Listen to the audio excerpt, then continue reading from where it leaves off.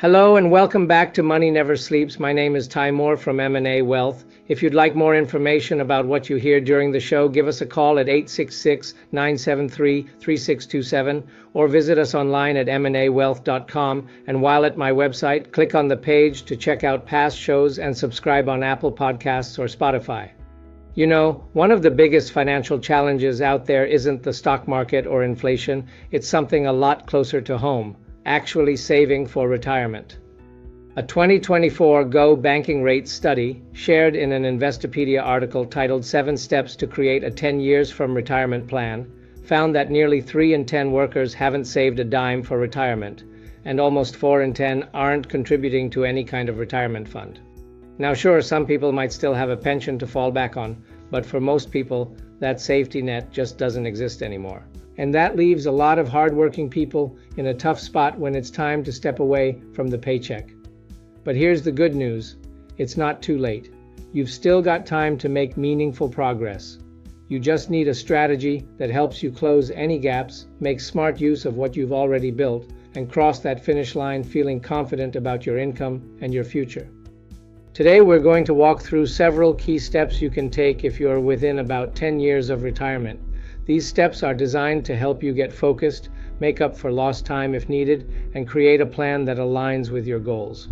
So, let's dive in. The first step may sound simple, but it's one many people avoid, taking an honest look at where you are right now. Many of us don't love facing the numbers, but being honest about your financial situation is the only way to create a plan that truly works.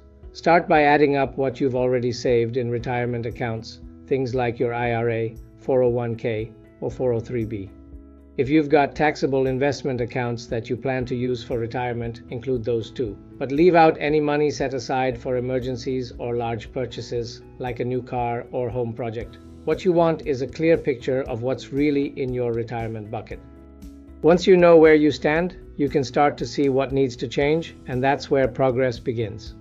Now that you know what you have, the next step is figuring out what income you'll have once you retire. For most people, retirement income will come from several different sources. These include savings, things like your IRAs, 401ks, and other investment accounts. But don't forget other potential income streams. Social Security is a major one. Most workers qualify for benefits based on their earnings history, how long they've worked, and the age at which they start taking those benefits. For some people, especially those who haven't been able to save much, Social Security might be their main source of retirement income.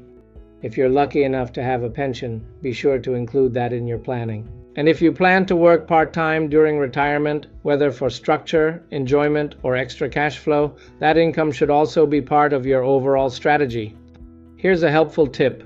The Social Security Administration's website has a retirement benefit estimator that gives you a good idea of what your monthly benefit might look like. Use that as a baseline when mapping out your income with your financial services professional. Next, take a step back and think about what retirement really means to you, because it's not the same for everyone. Your vision shapes your strategy. Someone who plans to downsize to a smaller home and live quietly will have very different financial needs than someone who dreams of traveling the world or starting a passion project. Once you know your vision, build a rough monthly budget that includes regular expenses like housing, groceries, dining out, and leisure activities. And don't forget one of the biggest costs later in life, healthcare. According to the 2024 Fidelity Retiree Healthcare Cost Estimate noted in the article, the average 65-year-old can expect to spend about $165,000 on healthcare expenses during retirement. That's a big number, but planning ahead gives you time to adjust and prepare. Your goals give your strategy direction. It's not just about saving for the sake of saving. It's about saving for the life you want. Once you know what kind of retirement you want, the next question is when you actually want to retire. Someone who's 10 years away could be as young as 45 or as old as 65 or 70. The key is to find the balance between what you've saved and how long those savings need to last. Retirement could last 30 years or more, and that means your money has to go the distance. So, when setting your target retirement age, be realistic. Ask yourself, when will I have enough to live comfortably without running out of money? It's also wise to make conservative assumptions and plan for a longer life, higher expenses, and slightly lower returns than you might hope for. That way, you're building in flexibility. And remember that reducing debt before retirement is one of the most powerful ways to free up income and reduce stress. Pay off those high-interest balances whenever possible. Once you've tallied up your assets, income sources, and expected expenses, it's time for the big question: do you have enough? If your assets already meet or exceed your projected needs, fantastic. Stay the course and keep contributing to what you've built. But if there's a gap, don't panic, because it may be fixable. With 10 years left, you can still make significant progress. The key is to increase your savings rate, cut back on unnecessary spending, and stay consistent. Automating your contributions, whether through payroll or directly from your bank account, may make a huge difference. The set it and forget it approach helps you stay disciplined without having to think about it every month. And don't underestimate the power of eliminating debt. Credit card balances in particular can be a major drag. In 2024, Americans carried over $116 trillion in credit card debt according to the article, with the average balance around $6,700 according to Experian. Paying that down may quickly improve your monthly budget. There's no magic fix, but there is a reliable formula: focus, discipline, and consistency. As you get closer to retirement, your risk tolerance can change. The goal may shift from chasing high returns to preserving what you've built. If a major market downturn hits just a few years before retirement, it could derail your plans. That's why it's important to monitor your portfolio as you near your target date. One strategy to consider is to subtract your age from 110 to estimate how much of your portfolio might stay in equities. So at age 70, that might mean about 40% equities and 60% bonds. If you're behind on savings, it can be tempting to take on more risk in hopes of catching up, but that may backfire if the market turns against you. Small, measured adjustments like increasing your equity exposure may make sense for some investors, but big swings can be dangerous. Think balance, not boldness. Finally, perhaps one of the smartest steps you can take is to get help from a financial services professional. Money management isn't a do-it-yourself project for most people, and that's perfectly fine. An experienced financial services professional may help ensure your portfolio stays aligned with your goals and risk tolerance.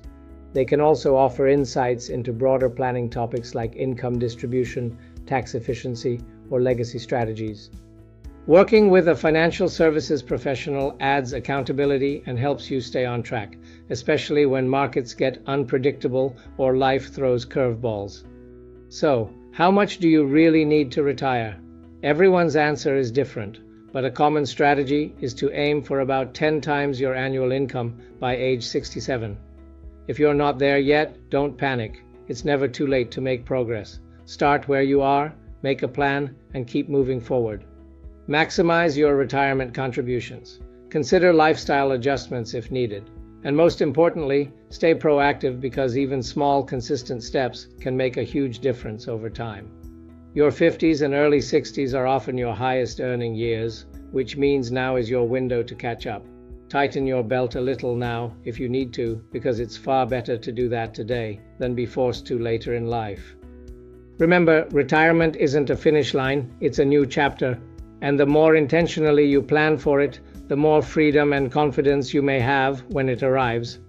If you have any questions about your retirement magic number, your retirement strategy, or any other parts of your financial strategy, visit my website at mnawealth.com or call my office at 866-973-3627 to discuss how my team might be able to answer your questions and address your concerns. It's our goal to help you prepare for the retirement you've worked so hard for. Disclosure: all matters discussed during the show are for informational purposes only. Opinions expressed are solely those of M&A Wealth and staff. All topics covered are believed to be from reliable sources. However, M&A Wealth makes no representations as to its accuracy or completeness. This commercial shall in no way be construed as a solicitation to sell securities or advisory services to residents where permitted. Topics should be discussed with your individual advisor prior to implementation. Advisory services offered through M&A Wealth, a registered investment advisor in the state of Texas. Insurance products and services are offered through PNC Life Insurance Agency, an affiliated company.